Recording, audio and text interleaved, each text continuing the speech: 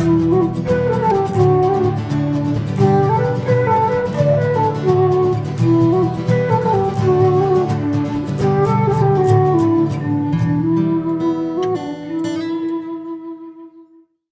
Internet, welcome to another Wheel of Time video. We're going to be diving into one of the most mysterious cultures in the Wheel of Time, Shara. Before we dive into our cultural profile of Shara, I wanted to remind you about the contest I'm running for a free copy of the Eye of the World Limited Edition. More on that at the end of the video, but to enter, just subscribe to the channel and leave a comment and a like. This really helps the channel grow and I would really appreciate it. As with all of the videos in this series, we have broken down the profile into 10 sections. Let's quickly hit on what the sections are before we dive into the video. History, demographics, geography, economy, governmental structure and law, military power, overall power, significant landmarks, significance to the story, and what happens after the books. The video will carry a spoiler rating of yellow for the first 8 sections, meaning there will be minor spoilers but nothing that will give away major plot points. I will throw up a new spoiler warning before sections 9 and 10 as they will have major spoilers. So let's take a look at the mysterious land of Shara from the Wheel of Time. Not much is known about Sharan history other than a few sparse details given out by Sharan residents, but they are not known to be truthful accounts. Of what we do know of Shara, the nation dates back to the breaking of the world. It is thought that the land that became Shara was once a few different nations, but within a few hundred years of the breaking of the world over 3,000 years ago, the entire area had been brought under the rule of a single autocratic ruler. In roughly 1000 after breaking, the Trollocs invaded Shara just as they did in the Westlands in what became to be known as the Trolloc Wars. The Sharans were able to fend off the Trolloc invasion, being unified while the Westlands were broken into much smaller nations that did not always come to each other's aid. Many Sharans today will claim that the Trollocs never came, but it is known that they did. Almost 1,000 years later, Arthur Hawkwing sent a large fleet to invade Shara just as he had done a year earlier to conquer the Shanchan. The fleet was approximately 2,000 ships and almost 300,000 troops led by one of Hawkwing's daughters. The sea folk reported that the fleet successfully landed in several places in the western and southern parts of Shara, but they later reported these ships in flames, seemingly indicated the invasion was defeated and destroyed. The Sharans denied that this ever happened, but the sea folk confirmed that they witnessed this. In 506 of the New Age, the Aiel gave Cairhien permission to send traders across the Aiel Waste to trade with the Sharans at their trade cities at the very edge of the waste. For 470 years continuously, the Cairhien traded with the Sharans, creating what was known as the Silk Road and making Cairhien very rich. This ended when King Laman Damodred chopped down the Avendesora tree that the Aiel had given the Cairhien as a gift to create a throne, ending peace and starting the Aiel War. Now, only independent traders are allowed to make the trip, forcing most trade to come from the seafolk traders at the port cities. We are never really given any specifics about the population in major cities of the Sharan people, but we can make some educated guesses based on what we see in the books. There are likely millions of Sharans if you judge by the population of other lands and the relative size of the Westlands. Although it is likely Shara is not as densely populated as the Westlands, its sheer size indicates a large population, and the ability to hold off the Trolloc invasion during the Trolloc Wars and the invasion of Arthur Hawkwing's armies leads us to believe that there's a fairly large population to be able to support a large military. We can assume the population is somewhat limited though, and that they must grow all their own food since they don't trade in foodstuffs, and the land appears to have an arid climate. Sharans tend to have a darker skin, with some having extremely dark skin. Not much is known of how they dress, as they often do not show their faces and are almost always cloaked and veiled in the trading cities. Sharans are a very secretive people, believing their culture to be superior to outsiders. They keep everything about themselves and their culture secret to foreigners. Sharan society is divided between a couple social groups. The majority of Sharan society are slaves, being under the rule of nobles and other owners. Slaves in Shara are treated as animals and can be sold or killed with no repercussions as they are simply animals. Sharan society is generally structured around the few having complete control of the masses. Another group in Sharan society are the Ayad. The Ayad are the channelers of the One Power in Shara. Ayad can be both men and women, but there are different rules for male and female Ayad. The Ayad live in walled cities and are isolated from the rest of society. For the most part, they are not allowed to associate with the non-Ayad at all. All Ayad are tattooed on their faces at birth and are bred only with other Ayad. If someone begins channeling that was not brought up Ayad, they have their face tattooed and are sent to live in one of the Ayad cities. Male Ayad are treated as breeding stock and are not taught anything other than how to care for themselves. At the age of 16, a male Ayad is hooded and taken to a distant village and matched with female Ayad who want to carry his children. He will be used to breed children until his 21st birthday or until he begins to channel. At this point, he is hooded and taken again, told that he will be going to another village. Rather than be taken to another village, though, he is killed and his body is cremated. It is forbidden for Ayad and non-Ayad to mate, and if this is done, there is penalty of death for both parties involved. If such a union created a child, the child would be left outside to die in the elements. The only Sharan cities that we know of are the 6 trading towns on the Cliffs of Dawn and the 5 large port cities on the southern coast. All of these cities are walled off, with the wall not only preventing anyone from entering Shara proper, but they also block views into the interior, so almost nothing is known beyond here. There are almost certainly large cities within Shara, but they really are not known to us. The landmass of Shara is massive, being larger than the rest of the continent combined, yet being smaller than the continent of Shanshan. It stretches 3,500 miles east to west at its largest point, narrowing in the south, and 5,300 miles north to south from the ocean to the mountains of Doom. The eastern border is the Morinal Ocean, the west border the Cliffs of Dawn and the Great Rift, and the southern border being the Arith Ocean, and the northern border being the mountains of Doom and the Blight. The Cliffs of Dawn are a huge sheer cliff face stretching over 1,200 miles from the Mountains of Doom to the beginnings of the Great Rift in the south. The cliffs vary in height from 100 feet to 500 feet, making an enormous natural boundary. There are only 6 passes that allow passage, and these are where the walled trading towns are located that are used to trade across the Silk Road in the Aiel Waste. The Great Rift is a colossal chasm formed during the breaking of the world. It extends 2,400 miles north to south and stops just short of the Arith Ocean in the south. The Great Rift is between 1 and 3 miles deep and over 100 miles wide at its largest point, creating an utterly uncrossable barrier. The rift itself is lifeless and barren, being hotter than the Aiel Waste. Massive mountains lie across the eastern side of the rift, making this an even more impassable access to Shara proper.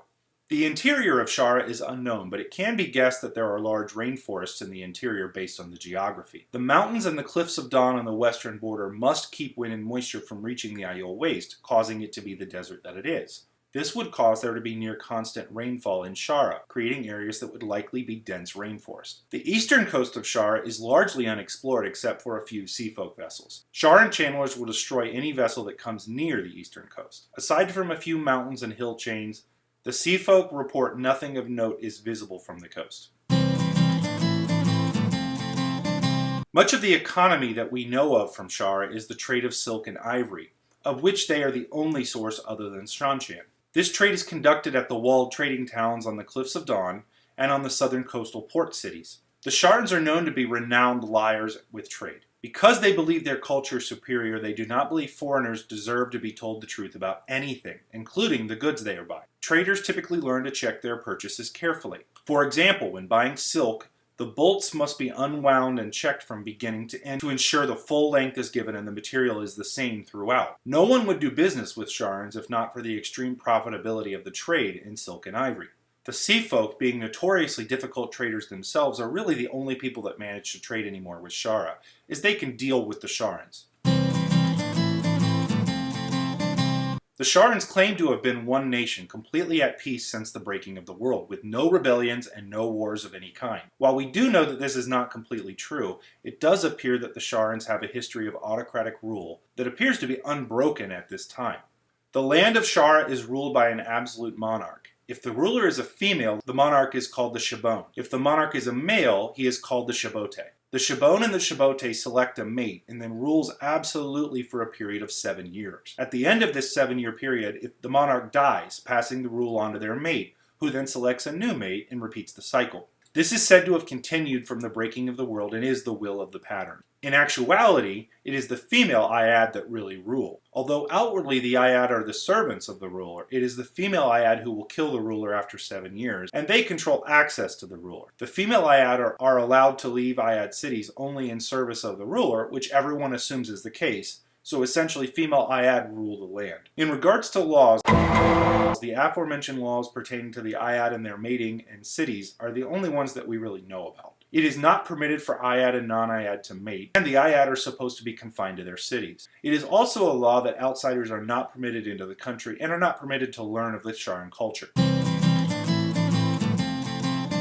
While not much is known about the Sharan military, we do know a few small details. Sharan soldiers have been seen wearing knee-length garments made of padded armor and reinforced with chainmail. Most Sharan soldiers carry hand axes as their primary weapon. The Ayad have tattooed faces and serve in the military as well, unbound by oaths like the Aes Sedai. Many Sharan soldiers are also tattooed, with clothing having diamond-shaped holes to show these tattooed, obviously a sign of status. The more tattoos that you have, the lower your status. The military consisted of mainly footmen and the Ayad. We are never given total numbers of the armed forces, but it can be assumed many hundreds of thousands. Again, it is hard to gauge the overall power of the Sharan culture based on the little we know of them, but we can extrapolate a few things. The military appears to be very powerful, with mostly slave soldiers. It is hard to get a feel for their total power given their seclusion for most of their history, but we do know they did survive both the Trolloc Wars and an invasion of Artur Hawkwing's armies, so it can be assumed they have a powerful military, mainly supported by the Ayad. Economically, they are the only source of both silk and ivory, and while these are not vital commodities, they have high demand in the Westlands, and whoever can procure them typically becomes quite wealthy. Given the combination of apparent size and power of the military and the economic power behind silk and ivory, it can be stated that the Sharans could be a powerful force if they ever chose to break their secluded way of life. There are no man-made landmarks in Shara that we know of, so it is really just geographical landmarks that we can list here. The two primary landmarks are the Cliffs of Dawn and the Great Rift, with the latter being the most impressive. It is a leftover from the breaking of the world and serves as a barrier to entry into Shara. Aside from being breathtaking to look at, it is utterly desolate and unable to support life. Now, for the next two sections, I'm going to throw up a new spoiler warning, giving these final sections a spoiler rating of red, meaning there will be major spoilers all the way through the final book of the Wheel of Time. Watch at your own risk. The Sharans play a major role in the last battle in the final book, A Memory of Light. Before we talk about their role in the story, let's back up and take a look at some events that occurred in Shara prior to the last book to give some context. In 999 of the New Age, Grendel, while snatching up rulers to be her pets, abducted the Shibon and the Shibote, keeping them as her pets in Aradoman. This throws the Sharan nation into chaos, as the ruling line is broken for the first time without a clear replacement. During this chaos, Demon Dread, trying to stir up even further chaos, sparks a slave uprising, leading many of the slaves to revolt on their masters and causing a civil war. It is at this time, 2 years prior to the commencement of the last battle, that Demon Dread learns of the Sarkhanen, the second most powerful Sa'angreal ever created for a man, and its rumored hiding place in Shara. He seeks it out, but in the process he inadvertently fulfills the prophecy of the Wild, the Sharan savior that would protect them from the Dragon Reborn. He at first is reluctant to accept this role, seeing the Sharan people as just a tool, but he begins to feel more and more connection to these people, as they idolize him as he always wanted, even in the Age of Legends. He eventually obtains the Sarkhanen, and the entire nation falls in line behind his leadership. It is at this point the Sharans become relevant to the story. The Aes Sedai are headed towards total victory in Kandor during the last battle, which would have led the forces of the light to rout the forces of the shadow, as they could have refocused their armies and their channelers. The Sharans surprise attack the Aes Sedai camp and kill more than 120 Aes Sedai almost immediately behind the Ayad and Demon Dread linked with them in the Sarkhanen. The Sharan appearance on the battlefield and subsequent battles almost wins the last battle in favor of the shadow. If not for Demon Dread's desire to duel and defeat Rand directly, he could have defeated all of the forces of light himself while linked with the Sarkhanen.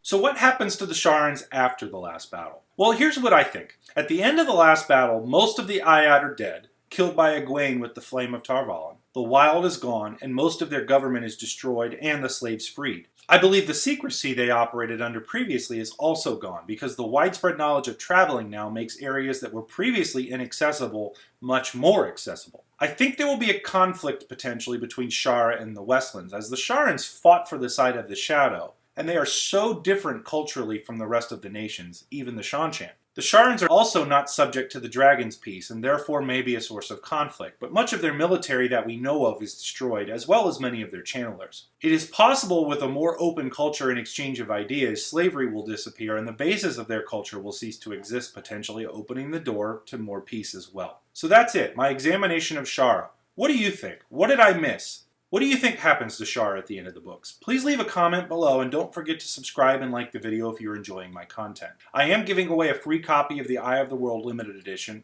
to one of my first 100 subscribers, so make sure you've subscribed if you want to be in the contest. Thanks again, guys. I appreciate all the feedback and support I've been getting, and I'm looking forward to getting out some more Wheel of Time content for you all. Thanks again, and until next time.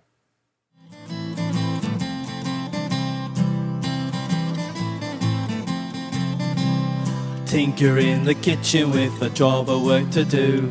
Mistress up above, slipping on a robe of blue. She prances down the staircase, a fancy oh so free, crying, Tinker, oh dear Tinker, won't you mend a pot for me?